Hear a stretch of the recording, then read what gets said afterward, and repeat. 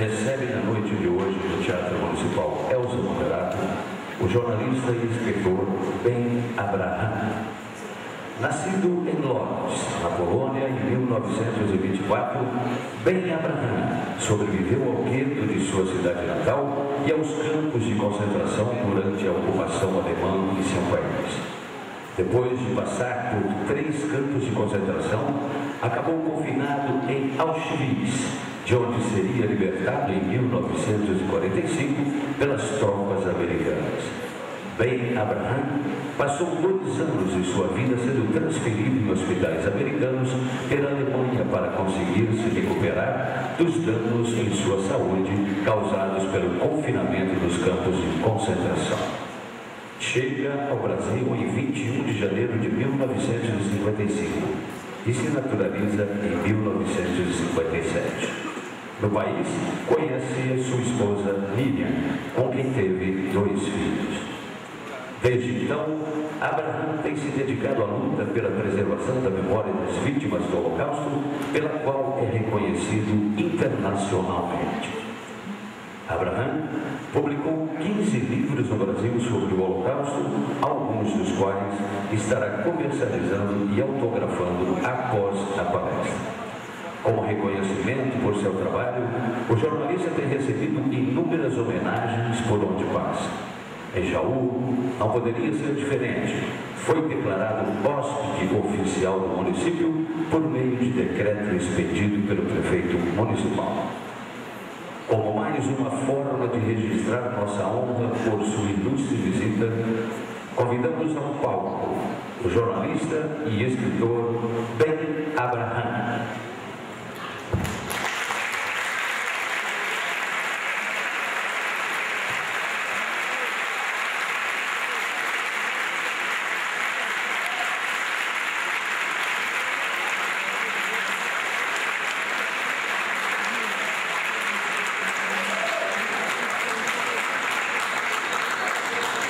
Eu convido agora a secretária de Cultura e Turismo de Jaú, senhora Lucy Rossi, para fazer uma entrega de uma placa de agradecimento. Uma salva de palmas, por favor.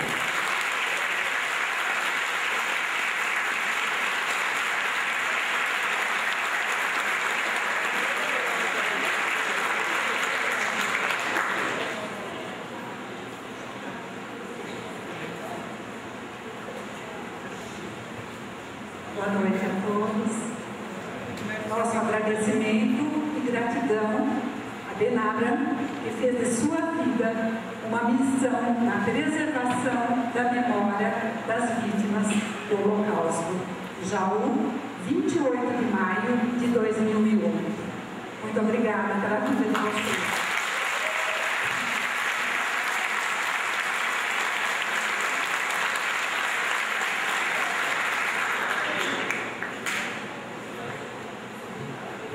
Após esta singela homenagem, passo a palavra ao senhor Ben Abraham para que possa contar um pouco de sua história. Muito obrigado e tenhamos todos uma ótima noite.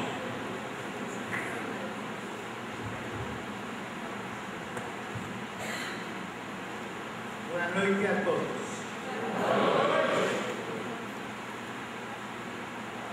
Primeira coisa, agradecendo ao município por me ter convidado, por me proporcionando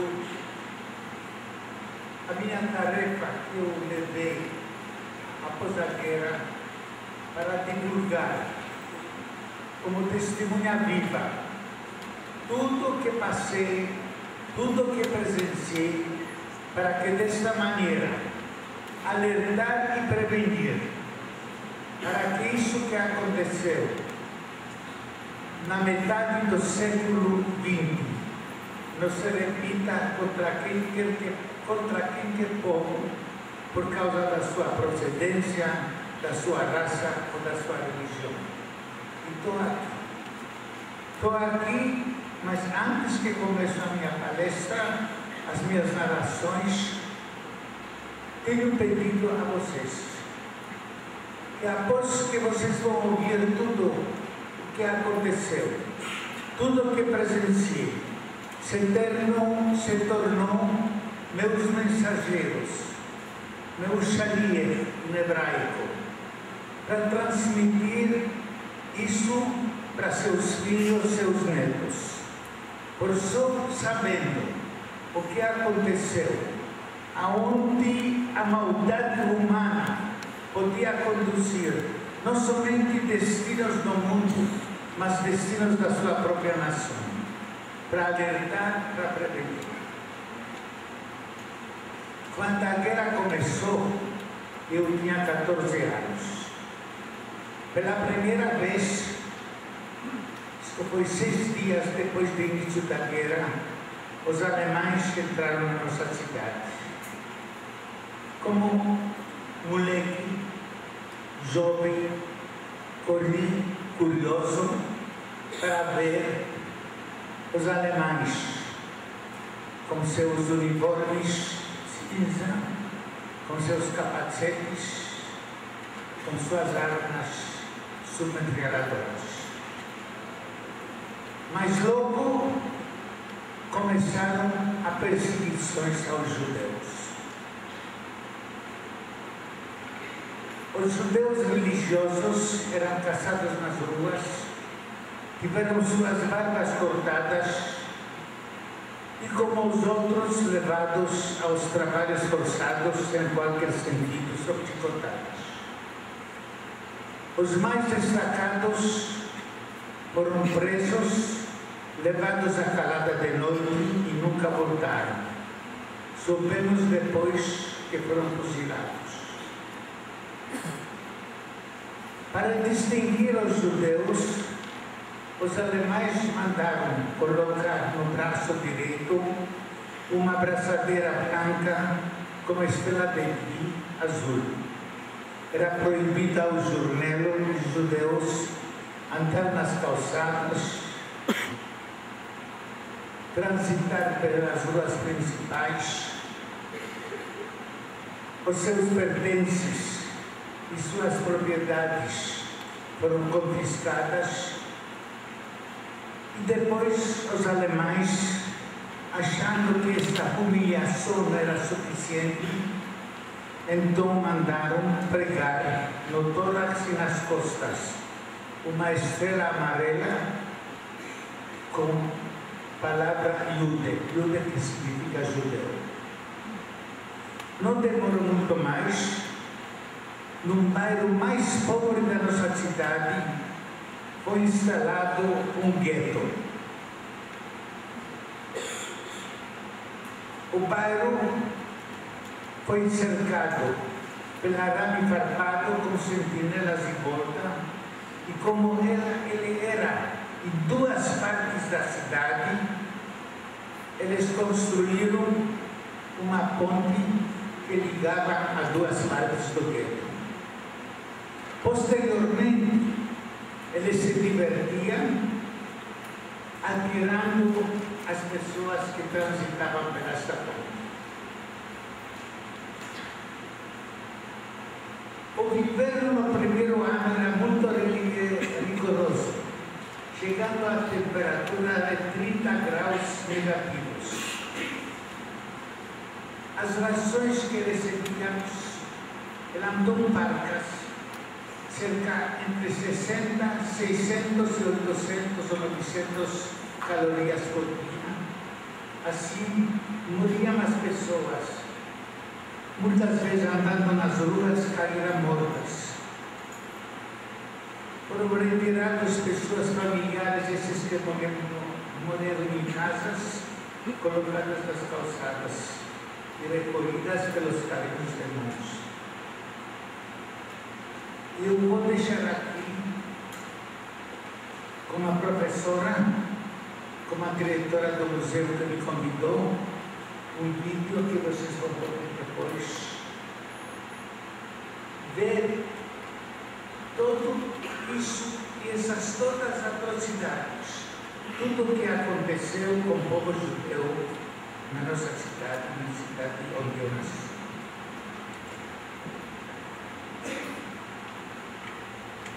Basta dizer que no primeiro ano durante o inverno, morreram de 162 mil judeus encarcerados no gueto, mais de 20 mil.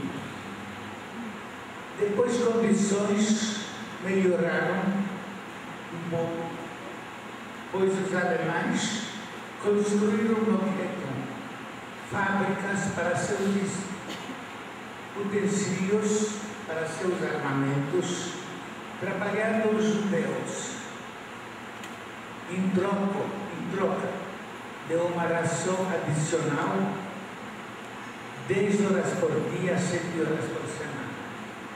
Sistematicamente do gueto foram retirados pessoas inaptas para trabalho, isso é, idosos, crianças, inválidos e esses que não tiveram possibilidade para trabalhar. Estes eram enviados a um lugar desconhecido. Soubemos que tratava-se de um lugarejo chamado Helno, onde esperávamos caminhões fechadas como de mudança, dizendo-lhes alemães para voluntariamente entrar nos caminhões que vão trabalhar na roça e não ficar faltando a eles nada. Mas leve o engano, quando foram aglomerados nesses caminhões e com portas eram fechadas, os gases de escapamento eram canalizados dentro da carroceria e o trajeto às valas comuns onde foram enterrados durava cerca de entre 12 a 15 minutos. E assim, esses caminhões faziam seu atroz trajeto e daí volta. No gueto eu trabalhei como mecânico de máquinas de costura. Todo o meu trajeto no gueto, praticamente tudo, desde o início da Segunda Guerra Mundial até o dia da minha libertação, eu coloquei no meu livro O Mundo Silencioso, o livro que me projetou nacionalmente e internacionalmente como escritor, escrevendo depois mais 15 livros sobre o assunto, tornando-se best-seller não somente aqui, mas também nos Estados Unidos e também em Israel. No gueto, eu perdi meu pai. Foi assim. No ano 1942, os alemães exigiam do presidente do gueto judeu 20 mil pessoas. Esses 20 mil pessoas foram condenados à morte. Foram condenados para ir ao campo de extermínio. Como as pessoas não se apresentaram voluntariamente, então os alemães cercaram quarteirão por quarteirão, mandando todo mundo descer e, a seu belo prazer, retiravam pessoas que achavam insuficientes aptos para trabalho. Nestes dias, meu pai morreu. Morreu e não desceu para esta seleção. Quando acabou esta seleção pelos alemães, eu subi com minha mãe no quarto, vendo nosso pai morto. Chamamos lá pessoas que fizeram um ritual para inteiro. E minha mãe disse: graças a Deus teu pai morreu, ela disse para mim, pois assim ele vai poder ser enterrado decentemente no cemitério e não num lugar que a gente não sabia acontece. E assim passaram os dias. Com o avanço das forças soviéticas, nós podíamos ouvir de longe um grito dos canhões e os alemães resolveram liquidar o dele. Diziam para se apresentar voluntariamente, porque vão trabalhar na Alemanha, não fica faltando a eles nada, mas ninguém se apresentou conhecendo os alemães. Então, começaram a cercar, quarteirão por quarteirão, retirando as pessoas e mandando-os em vagões fechados num lugar desconhecido. Naqueles dias, eu com minha mãe fomos também mandados. Nesse vagão, no trajeto, que hoje demora cerca de 3, 4 horas, demorou mais 2 dias, sufocando-nos por falta de ar, sem água. E quando, no final, chegamos num lugar onde o trem começou a parar, ouvimos um alemão gritando para outro. Os alemães chegaram para Sabão. Pensávamos que vamos trabalhar na fábrica de sabão. Mas quando chegamos, fomos às chicotadas, retirados dos vagões, separados em 3 grupos: mulheres, homens e inaptos para trabalho. Inaptos para trabalho, isto é, velhos, válidos, crianças, mulheres grávidas. E nós outros passamos na frente de um grupo alemão, de uma comissão médica, no meu caso, encabeçada pelo próprio Mengele, que só mexendo o dedo à esquerda ou à direita, enviava as pessoas para trabalho forçados, por retidos, que como os outros já retidos, conforme já disse, foram enviados a morte. No meu caso, foi o próprio Mengele. Nesse dia, pela última vez, eu vi minha mãe, e só depois de uma senhora que conseguiu sobrar a guerra, ela foi retida desta seleção do Mengele.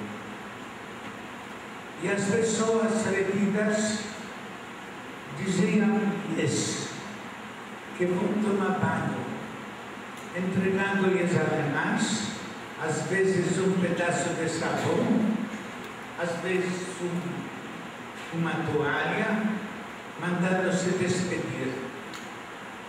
E quando foram aglomerados no recinto, tamanho deste teatro, as comportas eram hermeticamente fechadas e no lugar de água saía gás ciclônico. E os alemães observavam tudo isso pelas janelinhas grossas, todos ficaram asfixiados. E quem não acredita nisso, porque isto não está acreditado, que a maldade humana podia chegar a esse ponto, basta hoje que alguém de vocês vai ter posse ir a Auschwitz, que foi preservado como Museu Nacional e como Patrimônio da Humanidade, que ficou intacto o campo de concentração Auschwitz, para ver as câmaras de gás, para ver os crematórios, como também um campo de concentração situado na colônia central, Maidanek, perto da cidade de Lublin. E quando todos foram asfixiados, com portas por trás foram abertas, os corpos retirados, sempre pessoas que esperavam na frente destas câmaras pudessem vir, e despojados de todos. Isso é, cabelos de mulheres cortados, dentes de ossos arrancados, dedos cortados para tirar anéis, e os corpos iam para crematório, onde foram cremados, e cinzas e sacados, enviados depois para a Alemanha como fertilizantes. Durante a cremação, a cultura humana era canalizada pela fábrica de sabão ao lado. Por isso nos ouvimos, quando chegamos, um alemão gritando, os judeus chegaram lá. O que passei em Auschwitz durante essas 2 semanas, que por sorte não foi retido por Mengele, não dá para descrever. Não dá para descrever o que aconteceu. Hoje ainda não imagino como eu podia sobreviver. Os barracões, cada um metade do tamanho desse teatro, cada um abrigava mais ou menos 1.500 prisioneiros que dormiram no cimento, sem qualquer cobertura, sem nada, enfiados como sardinhas. Quando alguns saía para fazer necessidades à noite, não tinha aonde voltar. O campo era cercado com arame farpado, com lâmpadas, permanecendo intacto até hoje. E os arames eram eletrificados, e quando a gente saía à noite, podia ver os prisioneiros pendurados que se suicidaram pulando em cima destas cercas. 2 semanas que pareciam um século. Ao campo de Auschwitz chegaram compradores e nações como de escravos, levando-nos a fábricas, a Alemanha dentro, a Tchecoslováquia dentro, a Áustria dentro. Eu fui para Braunschweig, para a fábrica de caminhões pesados, onde trabalhei como mecânico, escravo, porque ao lado de cada campo, cada fábrica, era um pequeno campo, onde nós fomos alojados. Trabalho lá durante mais ou menos foi 6 meses, meio ano, um pouquinho mais. E depois, com o avanço das tropas aliadas, os alemães não quiseram deixar prisioneiros para serem testemunhas das suas atrocidades que cometiam. O campo a fábrica foi liquidada, nos levávamos a um, a outro, e a terceiro, a quarto campo. Tudo isso está escrito no meu livro.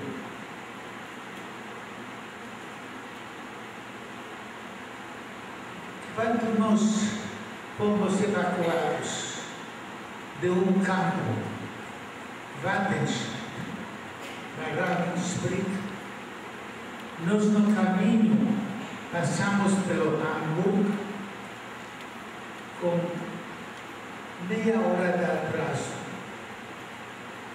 Por quê? Porque meia hora antes os alemães tiraram todos os prisioneiros do campo Neugamme, que estava no Hamburgo, colocando-os nas docas de submarinos e afogando todos. E nós chegamos depois que esta tarefa foi executada. Assim nós vagamos por 8 dias sem água, deitando com as bocas abertas para pegar um pouquinho de orvalho de manhã, e só dos cerca 80 prisioneiros, chegamos 28 com vida a um novo campo que era Ravensbrück. Nós dormimos entre os corpos dos infelizes, cobrimos-se com eles, porque na primavera, ainda frio, vagões serão abertos, e assim nos vagamos. Chegamos para Ravensbrück, depois para Dupliclus, depois finalmente eu fui libertado no noite de 30 de abril até 1º de maio, 8 dias antes a guerra acabou, foi libertado. Não posso dizer que foram americanos ou foram russos, porque de dois lados chegaram suas forças e nenhum não quis pegar esse abacaxi que era desse campo, com pessoas sujas, doentes, com piolhos, com tudo. Mas eu, como um amigo, nós saímos do campo logo depois da libertação e fomos para a cidade de Dupliclus. Chegamos, passamos pelos americanos, e eles ficaram, não sabiam que se trata, pois cabelos eram cortados no meio com uma máquina para distinguir prisioneiros para não poder fugir, roupas sujas, piolhos andando por todo o corpo, por toda a roupa rasgada atrás, pois eu, quando libertado, pesava 28 quilos, com tuberculose dupla, com escorbuto e disenteria com sangue. E sobrevivi.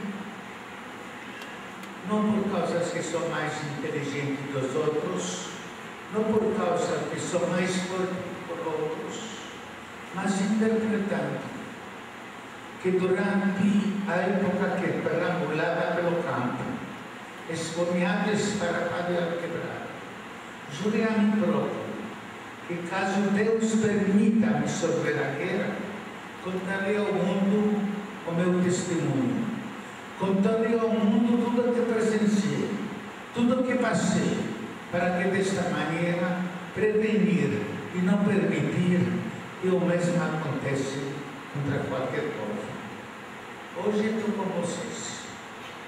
Estou com vocês e sempre quando estou convidado para dar palestras, que viajo de norte a sul, de leste a oeste do Brasil, dando palestras, e sempre que me agradeço pela palestra, a comprar. Eu agradeço aos promotores desta palestra. Eu agradeço ao público que me permitiu, que me propiciou para dizer meu testemunho, para dizer que eu passei, para dizer que eu presenciei, para alertar sobre tudo que aconteceu e, em caso que não tomamos cuidados, pode acontecer em qualquer momento. Lembrando que Hitler chegou ao poder nas eleições livres e democráticas, pelo voto livre do povo judeu. Mas quando chega ao poder, assumiu um poder ditatorial, fazendo uma máquina de repressão através de suas forças auxiliares, DSA, DSS, numa forma que um pai fica com medo de falar na presença do seu filho para não ser denunciado, e quem foi denunciado, na melhor das hipóteses, acabava no campo de concentração por fugir. Portanto, vocês todos, os futuros leitores, ou já leitores, do nosso amado Brasil, precisam saber para quem votar e quem votar, para não deixar se iludir com promessas vazias ou promessas baratas. para cuidar que nosso país, o Brasil, naturalizei-me brasileiro, amo esta terra, caso necessidade daria a minha vida por ela. Como repórter ou jornalista, eu passei por 70 países, mas um país como o Brasil não existe.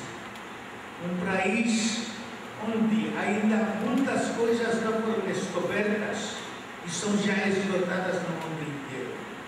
Um país que tem tudo para se tornar uma primeira potência econômica do mundo, com suas dimensões territoriais, com seu clima favorável, com tudo. E eu acho, para ser mais proveitosa a minha palestra, eu coloco-me à disposição de vocês para responder qualquer pergunta que vai ser para mim feita, porque eu acho que ninguém de vocês pode sair com qualquer dúvida dessas palestras.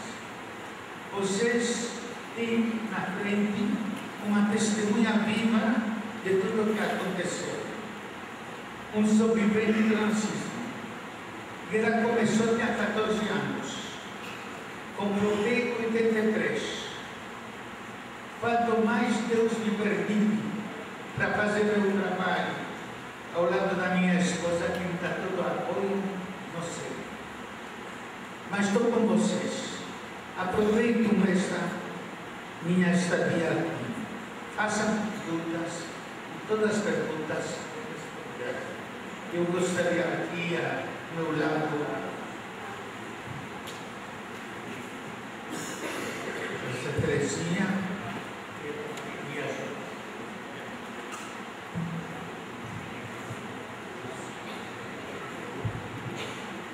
Eu sei que a primeira pergunta é muito difícil, mas depois, quando começa,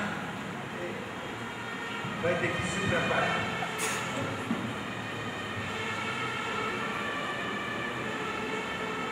O senhor teve contato com outros grupos comunistas que foram perseguidos pelo regime nazista, também os chamados Bibelfrosters, que eram os estudantes da Bíblia, e também os maçons, que foram perseguidos por Hitler. O senhor teve contato com eles? O que o senhor pode dizer sobre eles e a atuação deles? Não tem dúvida nenhuma. Eu tive contatos com eles e ainda tenho contatos com eles. Principalmente por esses Bibelforschers, que os estudiosos da Bíblia, que eles repugnaram o regime nazista.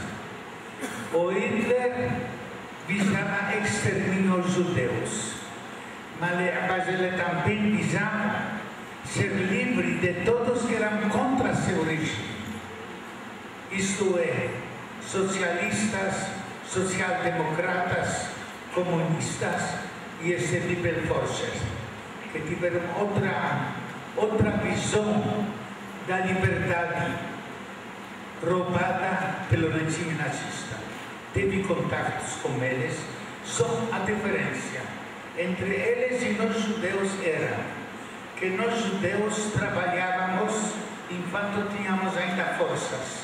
Que alguém não tinha força mais, era enviado à câmara de gás ou ao fuzilamento e exterminado. Eles não, eles ficavam no campo, vegetando, nas condições mesmas que nós judeus, que no campo não faziam diferenças, e eu tenho ainda contato com esses grupos hoje também. Boa noite, meu nome é Adriano Abraham e a pergunta que eu tenho para fazer do senhor é que você é muito egoísta, dizendo que a minha pergunta, eu gostaria de lhe dar um abraço, se fosse possível. Se o senhor me permite que eu dê um abraço no senhor, eu não tenho muito o que perguntar. Por gentileza, se possível. Eu sei que é estranho, né? Mas eu gostaria muito. O senhor me deixaria muito feliz com isso. Olha, vou te dizer uma coisa. Eu gostaria de dar para você abraço, que gostaria de dar para cada um aqui presente, mas fisicamente impossível. Por favor, sobe ao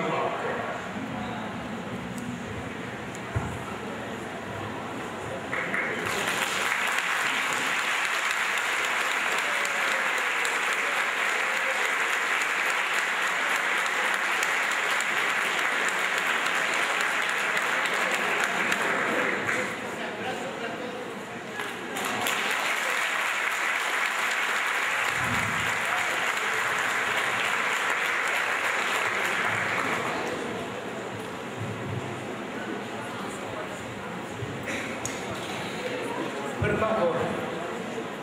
Boa noite, senhor Penhora. Meu nome é Newton Machado. Eu gostaria de saber do senhor o seguinte: além da intolerância religiosa, quais outras causas fizeram com que os nazistas levassem não só os judeus, mas outros povos aos campos de concentração? Obrigado.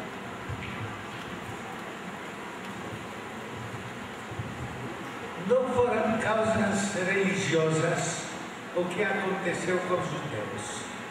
Foram causas raciais. Conforme nefasta teoria de Hitler, desenvolvida ainda anos atrás com outros como Chamberlain e outros, e levada para frente ao Goebbels, Hitler não visava judeus por causa da sua religião. Ele visava ver a raça alemã pura, nórdica, e todos os povos que não pertenciam à raça alemã deveriam ser, no início, exterminados, posteriormente escravizados. Os judeus foram primeiros, os outros vieram depois, pois não morreram na Segunda Guerra Mundial somente 6 milhões de judeus, mas foram também meio milhão de ciganos que foram exterminados nas câmaras de gás, 13 milhões de russos civis, não no campo de batalha, que morreram 20 milhões de russos, mas civis, 1 milhão de poloneses e meio milhão das outras nacionalidades. Todos eram contra o regime nazista ou não tiveram a pureza de raça. Boa noite a todos. Gostaria de fazer uma pergunta relacionada à atualidade. Hoje sabemos que Israel completou 60 anos de sua independência na Palestina. Como o senhor vê o conflito religioso e político nessa região? Qual é a sua postura?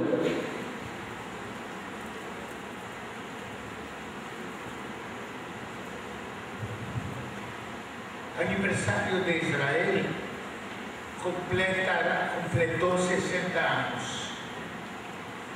E a história da Palestina é totalmente diferente. No ano 70 da nossa era, os judeus foram expulsos da sua pátria, que posteriormente foi a Palestina e hoje é Estado de Israel, e foram dispersos do mundo inteiro. E como tal, os judeus, não tendo sua própria pátria, eram fácil bote expiatório durante toda a história para todas as frustrações dos governantes. Eram perseguidos, eram maltratados durante cruzadas, eram crucificados, eram queimados nas fogueiras, etc. Não tiveram sua pátria. No fim, depois do Holocausto, quando o mundo possui aqui um pouquinho de consciência, sob liderança na ONU de grande brasileiro que foi Oswaldo Aranha, foi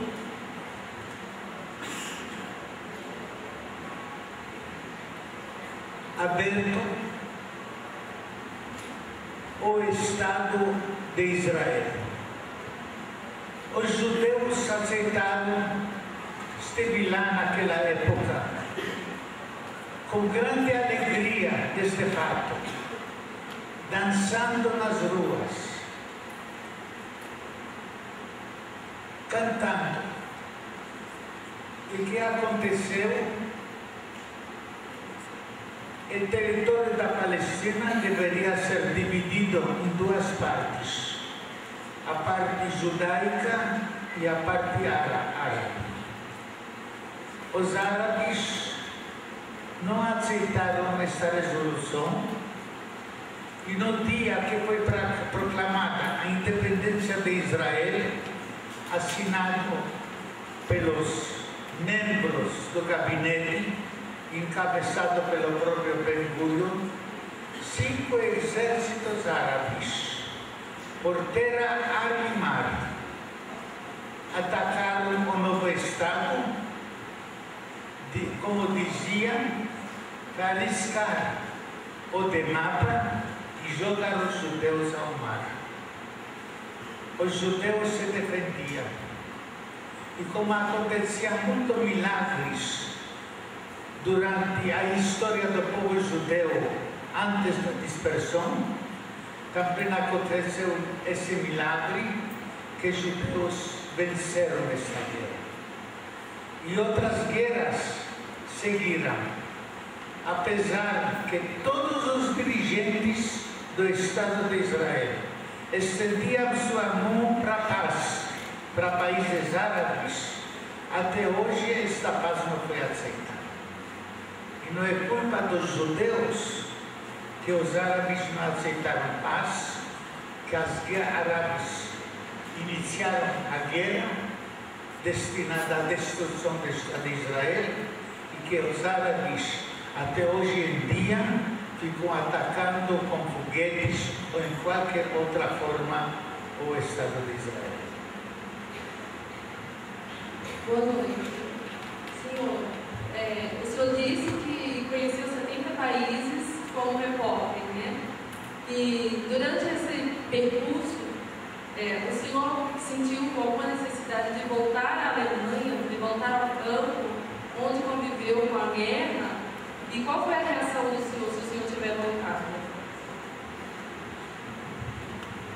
Olha, depois que me estabeleci aqui no Brasil, não existe um país no mundo onde eu acho que você poderia viver na maior harmonia e maior paz e maior liberdade de expressão como o nosso querido Brasil. Eu passei 70 países, eu fui na Alemanha para prestar depoimento de um criminoso de guerra que foi posteriormente condenado e também como convidado pelo governo alemão.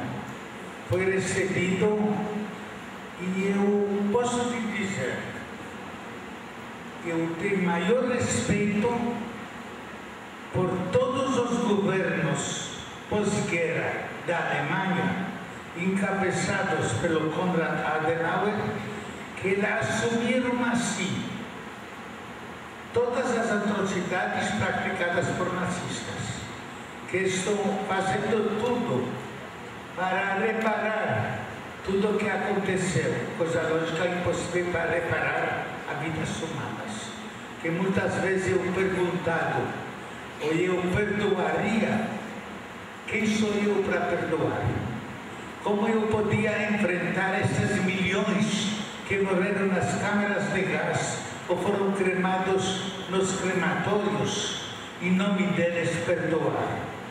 Perdoar não, mas reconhecer ao governo alemão pelos esforços que faz para reparar tudo o que aconteceu, sim.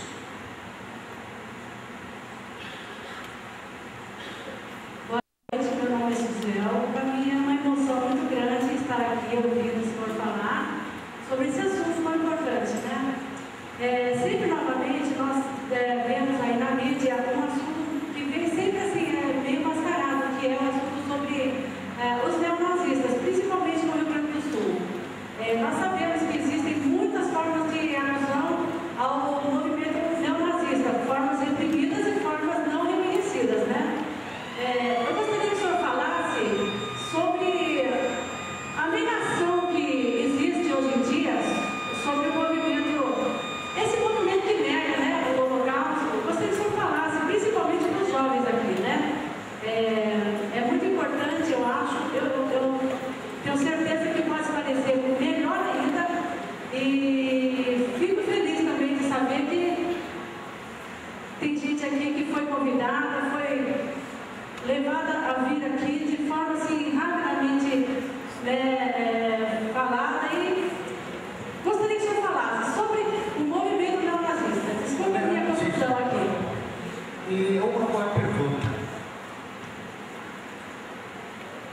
Este movimento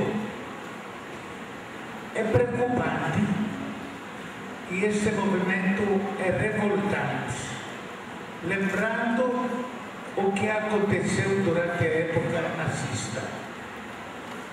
Mas, de outro lado, existe uma grande diferença entre aquela época e entre os dias de hoje. Conforme já disse, Hitler não visava no início o extermínio dos judeus.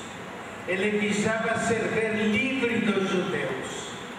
Mas o que aconteceu? As portas do mundo inteiro eram fechadas para os judeus.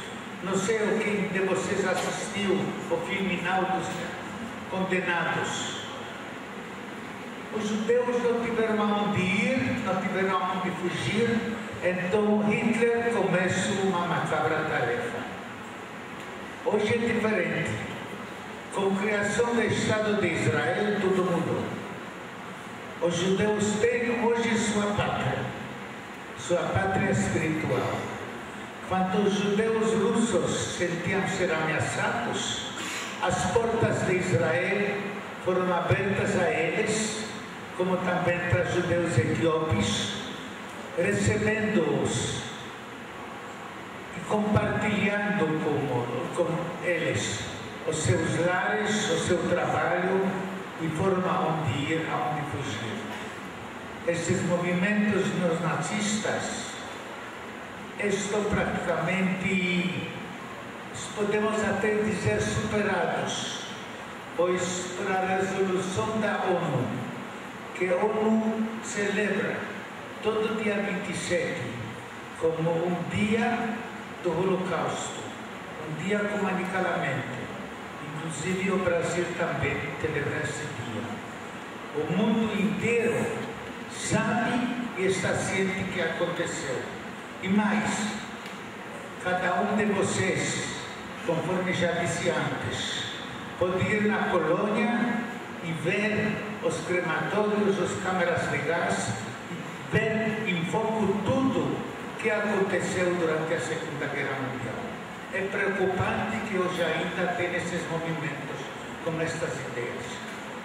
Mas a diferença é grande agora que foi daquela época. Boa noite, senhor. Informação. Quando os americanos passaram a Batalha do Bulge, eles não conheciam nada sobre o Holocausto. Dizem até hoje, uma dúvida, que nem os cidadãos alemães, nem eles conheciam. O senhor acredita nisso? Ou... Muito contrário. Eu estive convidado pelo governo alemão. Eu tenho em casa os livros escolares alemães, onde eles citam os milhões de judeus mortos durante a guerra, onde eles não estão escondendo nada, absolutamente nada, sobre sua trágica época, que foi a época hitleriana. A propaganda nazista, divulgações nazistas, são punidos com penas de prisão na própria Alemanha.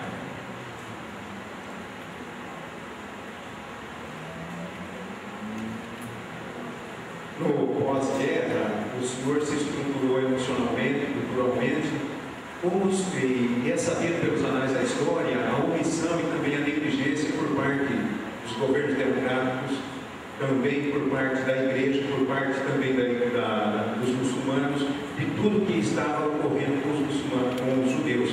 Como é que o senhor lidou, como é que o senhor vê essa omissão por parte deles?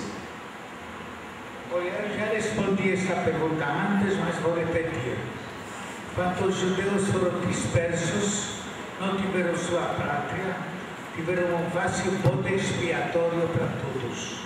O que mais explorava os povos, foi a Igreja Católica Romana, onde, por exemplo, um camponês trabalhava 5 ou 6 dias para a igreja, um dia para si.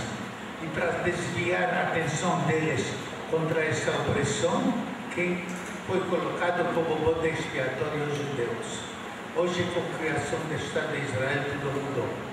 Tudo mudou e os judeus não são mais um povo disperso, são um povo que tem, como qualquer outro povo, que tem seu país, tem sua própria pátria. Boa noite. Aqui, senhor. Aqui. Boa noite. Eu gostaria de saber do senhor qual foi a postura da sociedade alemã em relação aos judeus imediatamente após o final da Segunda Guerra Mundial. Imediatamente após o final da guerra. Após o final da guerra, eu estive na Alemanha. Foi vergonha, assumida a culpa, mas em geral, os alemães diziam que eles não sabiam de nada. Simplesmente. Não estavam lá, não sabiam de nada. Boa noite. Eu queria saber se realmente a história de Schindler, como citado no filme A Lista de Schindler, realmente é verdadeira. Se é possível responder essa pergunta. Não está dúvida que é verdadeira. Inclusive, eu tinha oportunidade de ficar com a mulher do Schindler, que ele ficava traindo. Essa outra história. A mulher do Schindler, a história de Schindler não é história inventada. Inclusive, ele foi sepultado em Jerusalém. Inclusive, os centenas dos sobreviventes que ele salvou com seus descendentes até terceira geração foram no inteiro para homenagear ao Schindler. Boa noite. A gente gostaria de saber se existia, na época, nessa época, existia cumplicidade entre os prisioneiros, na medida do possível, um poderia contar com o outro, ou se era o regime de cada um por si mesmo, entre os prisioneiros.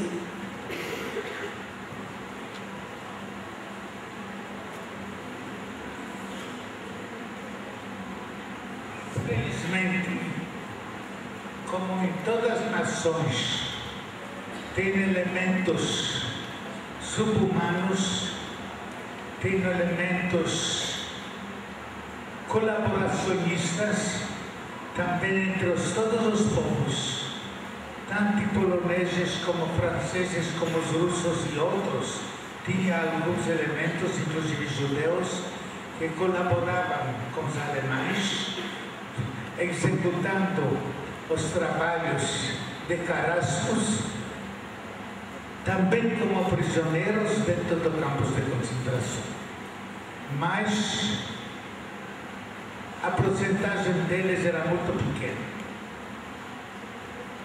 E o caráter humano, tanto do lado positivo como do lado negativo, não cabia nos mudar.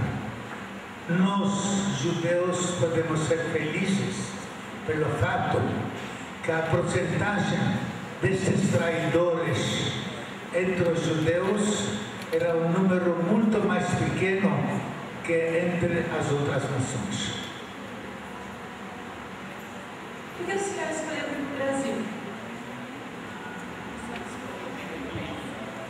Como criança, eu tinha naquela época uns 3 anos, e eu via conversações do meu pai com seus amigos, que dizia que ele tem aqui um tio no Brasil, que escreve cartas, que é um povo bondoso, maravilhoso, não um povo como na Polônia ou como na Europa, que não tem aqui perseguições de ninguém por causa da sua procedência ou da sua religião. Isso foi gravado na minha memória, e isso provavelmente contribuiu para a minha vinda ao Brasil. Como já disse, cheguei ao Brasil no dia 21 de janeiro de 1955. Conheci aqui Miriam, que também sofreu do nazismo, a minha esposa. Formamos uma família. Eu fui naturalizei de brasileiro. Estou, por exemplo, fui contemplado como cidadão honorário dos vários capitais e estados do Brasil. Amo esta terra, repetindo mais uma vez, e estou aqui com vocês. Boa noite.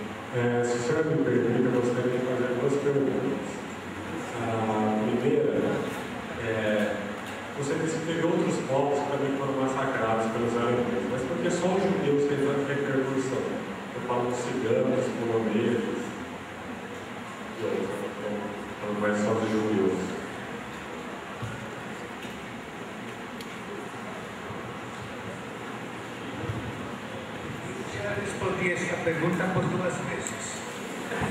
judeus não tiveram a sua própria pátria. Era povo disperso entre nações. Antes da criação do Estado de Israel, os judeus foram praticamente no seio dos outros povos como um corpo estranho. Portanto, um fácil bode expiatório a qual podia jogar todas as culpas e frustrações dos governantes. E a outra pergunta, que o senhor falou que não é possível perdoar os alemães, né? Os governos alemães. Mas essa culpa, o senhor acredita que daqui a algumas gerações, quando todos os alemães que participaram do nazismo morrerem, já não poderia ser perdoado, ou essa continuaria carregando essa culpa eternamente? Já também respondi esta pergunta.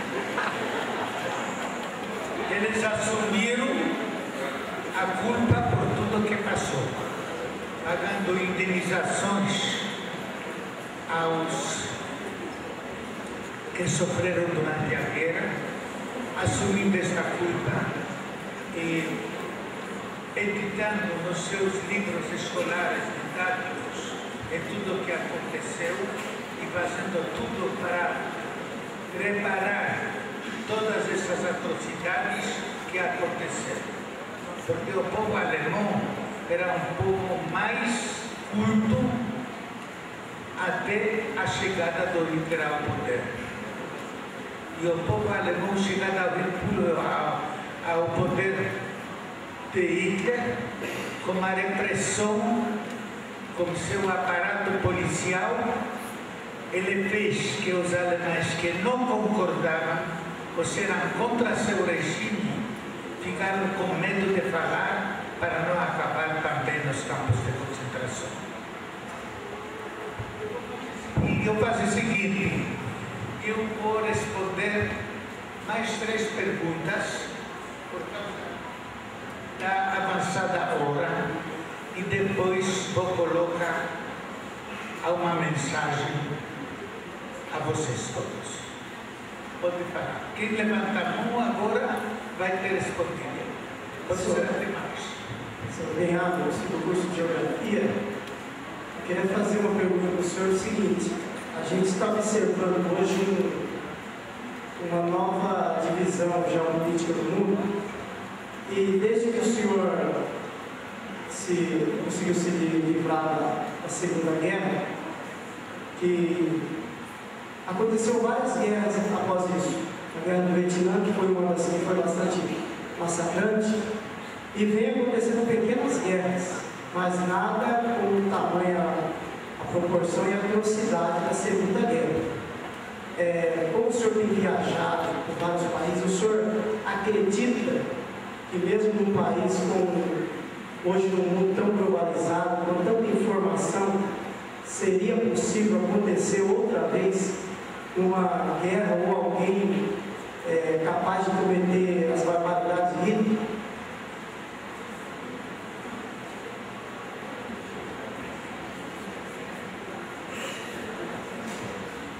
Eu acho que o mundo aprendeu do passado, aonde um regime como foi o de Hitler pode conduzir os destinos não somente do mundo, mas da própria nação. Eu estive na Alemanha, onde foi libertado em 1945. Todas as cidades alemãs eram, através de bombardeios, destruídas. Não sobrou pedra em cima da pedra. Não tinha nenhuma casa, nenhum prédio intacto. Alemães perderam na guerra 20 milhões entre mortos e feridos inválidos. E aprenderam a história. Mas o mundo ainda não é suficiente civilizado para acabar com as guerras, para acabar com os conflitos. Quantos conflitos nós tivemos depois da Segunda Guerra Mundial? Quantos conflitos? Mas, por causa disso, estou com vocês. Eu, e pode ser que alguns outros, para contribuir, para melhorar, para contribuir, para melhorar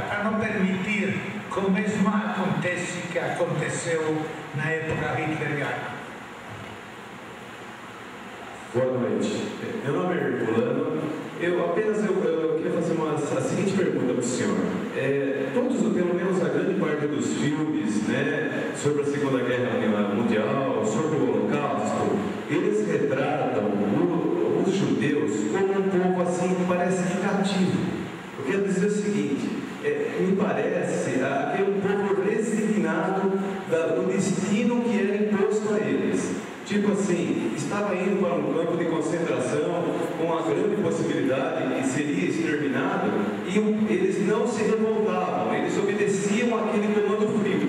Eu sei que era difícil, talvez, uma reação frente aos soldados, mas não vejo nenhuma reação assim, tipo, vamos avançar em cima desses soldados.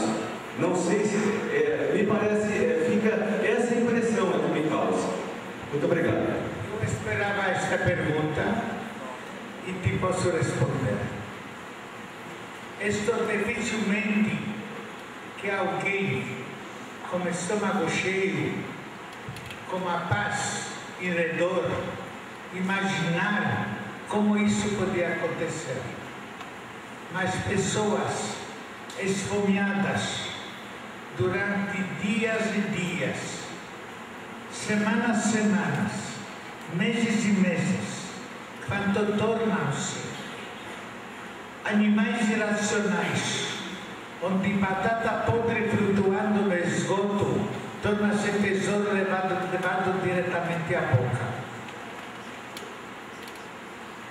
Basta, não sei se ouviu ou outros viram, o filme dos alemães de Stalingrado, após a rendição de Stalingrado, levados pelos russos, pensando todos que vão ser fuzilados sem qualquer resistência. Milhares, 100 mil alemães, escoltados como uma dúzia de russos, não se também revoltaram. É difícil imaginar, mas vamos colocar um mas. No gueto de Varsóvia, os judeus nestas condições levantaram-se e lutaram contra a mais poderosa exército naquela época, que era o exército nazista. Com armas obsoletas ou improvisadas, enfrentaram o exército nazista, sabendo que não tem possibilidade de vencer e tampouco de sobreviver. Lutaram não por si, mas para salvar a honra e a dignidade do povo judeu, e conseguiram. Lutaram por mais tempo que Polônia resistiu, por mais tempo, por uma semana menos, que a Holanda, a Bélgica, a França e Luxemburgo resistiram a avanços nazistas. Ninguém lhes sobrou. Mas lá, nas ruínas do gueto de Varsóvia, foi escrito com sangue a independência do Estado de Israel. Lá foi colocada a pedra fundamental do futuro do Estado de Israel. Os judeus lutaram e não resistiram. Lutaram como heróis, morreram como heróis e com seu sangue escreveram a história. Boa noite. Meu nome é Israel. Eu gostaria, se o senhor pudesse, claro, enquanto for possível, o senhor falar mais sobre José de Mengel, que é uma curiosidade grande minha e eu acho que muitas pessoas aqui.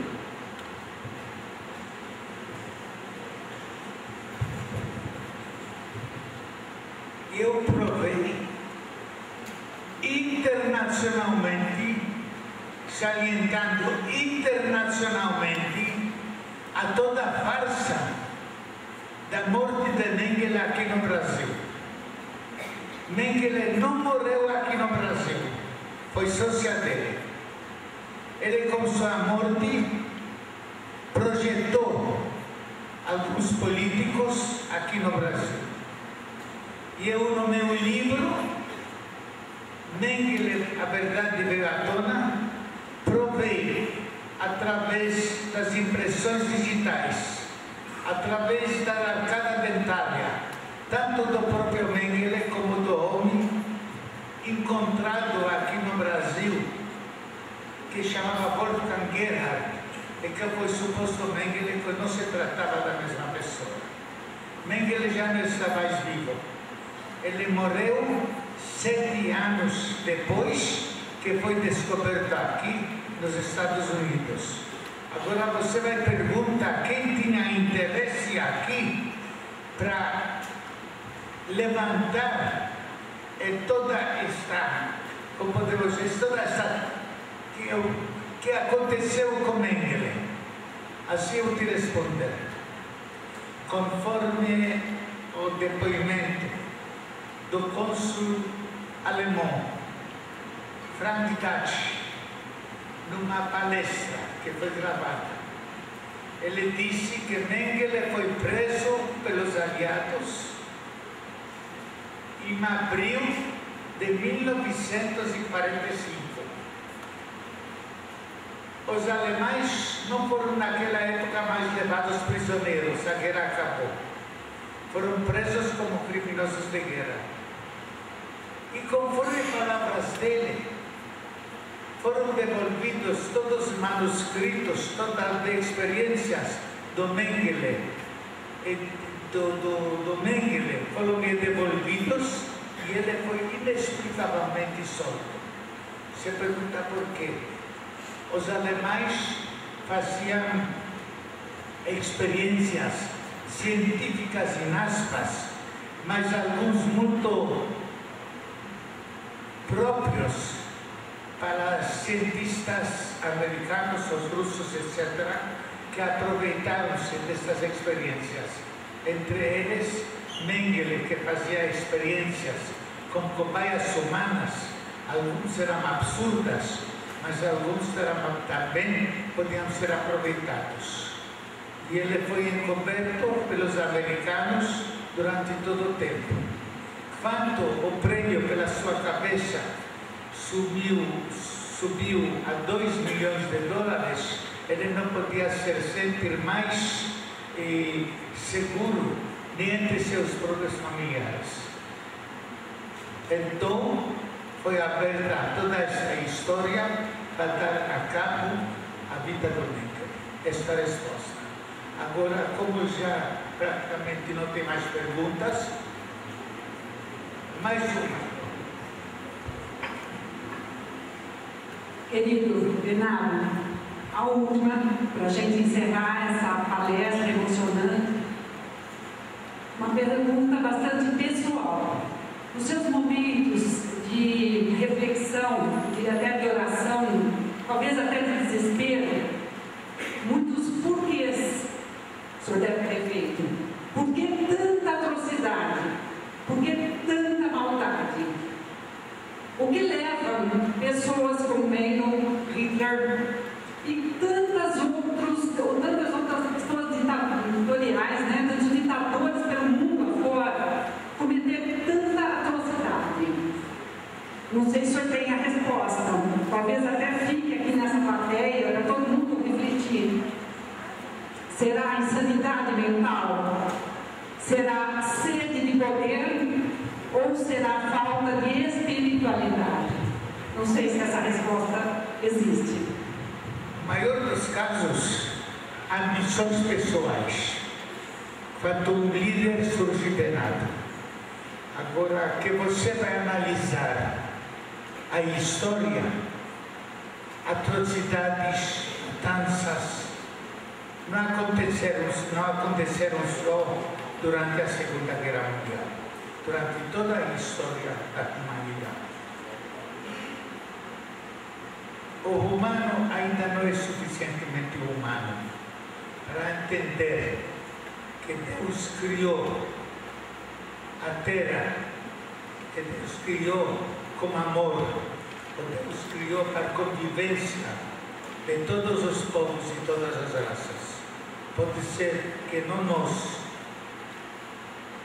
talvez também não nossos filhos, nossos netos e nossos bisnetos chegam para ver a harmonia entre todos os povos.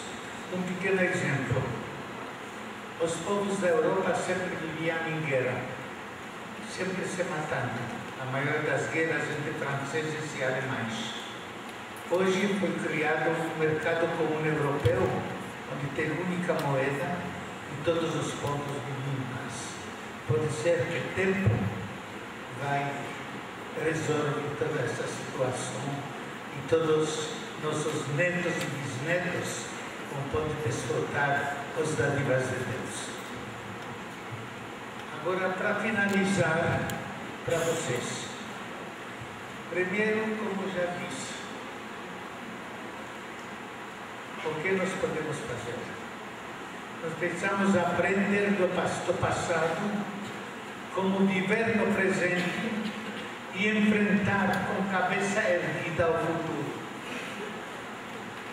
Nós devemos, e vocês, ouvir minhas palestras, ou palestras dos outros sobre o assunto, transmitir para seus filhos, seus netos, etc., tudo o que vocês aprenderam.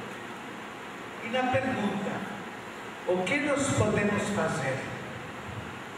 Para a resposta ao que nós podemos fazer, contarei uma pequena fábula de uma floresta em chamas e um pequeno passarinho, um pardalzinho, correndo ao riacho, levando sua gotinha de água e jogando em cima desta floresta em chamas. E a floresta fica ardendo. As chamas subindo até o céu, matando toda a vida, animal e vegetal, na floresta. E passarinho correndo ida e volta, incansável. E perguntaram ao passarinho: você acha que com esta gotinha de água você é capaz de apagar este imenso incêndio? E passarinho respondeu: não, mas este imenso incêndio começou como um pequeno fogo de fogo, e se naquela hora todos os passarinhos da floresta se unissem e cada um jogasse sua gotinha de água, não aconteceria isso que está acontecendo agora. E aqui nós precisamos aprender. E passarinho respondeu: